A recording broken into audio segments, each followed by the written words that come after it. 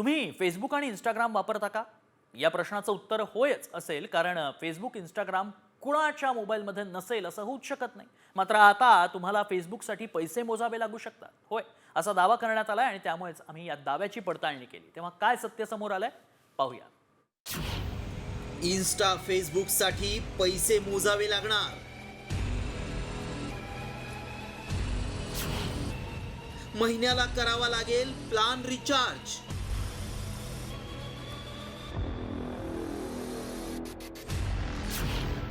Viral message मागचं सत्य काय?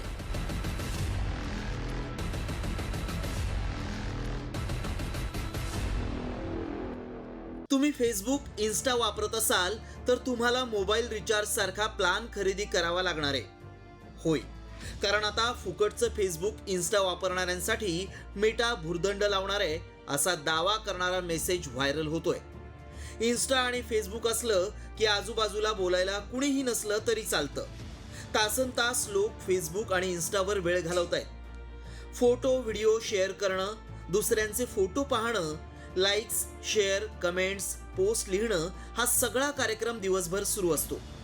त्यामुळे खरंच आता इन्स्टा, फेसबुकसाठी पैसे लागणार आहेत का, याची पडताळणी करणं गरजेचं आहे. देशभरात इन्स्टा आणि फेसबुकचे कोट्यवधी युजर्स आहेत. त्यामुळे याची माहिती जाणून घेण्यासाठी आमच्या टीमनं या दाव्याची पडताळणी सुरू केली. त्याआधी मेसेजमध्ये काय दावा केलाय पाहूया. फेसबुक, इंस्टाग्राम तुम्ही वापरत असाल तर आता पैसे मोजावे लागतील, कारण मेटा आता पेड पॉलिसी लागू करणार आहे. त्यामुळे तुम्हाला महिन्याला भुर्दंड लागणार आहे. हा दावा केल्यामुळं आमच्या टीमनं पडताळणी सुरू केली. याबाबत मेटाकडूनच माहिती मिळू शकते. त्यामुळे आमच्या टीमनं मेटाकडून माहिती मिळवण्याचा प्रयत्न केला. खरंच मेटा आता फेसबुक, इन्स्टासाठी पैसे लावणार आहे का हे जाणून घेतलं. त्यावेळी काय सत्य समोर आलं पाहूया. मेटाकडून इन्स्टा आणि फेसबुकसाठी पेड पॉलिसीचा विचार सुरू आहे.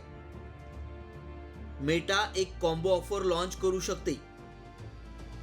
जाहिरात मुक्त एडिशन ₹1445 प्रति महिना. हे फीचर फक्त डेस्कटॉप युजरसाठीच असेल. जाहिराती न पाहणाऱ्यांसाठी पेड पॉलिसीचा विचार सुरू आहे. आपल्या देशात इन्स्टा, फेसबुकवर पैसे लागू करण्याबाबत सध्या विचार नाही. सध्या ब्रिटनमध्ये यावर विचार सुरू आहे. मात्र भविष्यात फेसबुक आणि इंस्टाग्रामसाठी पैसे मोजावे लागू शकतात. त्यामुळं आमच्या पडताळणीत मेटा, फेसबुक आणि इन्स्टासाठी पैसे लावणार असल्याचा दावा सत्य ठरलाय. ब्युरो रिपोर्ट, साम टीव्ही न्यूज.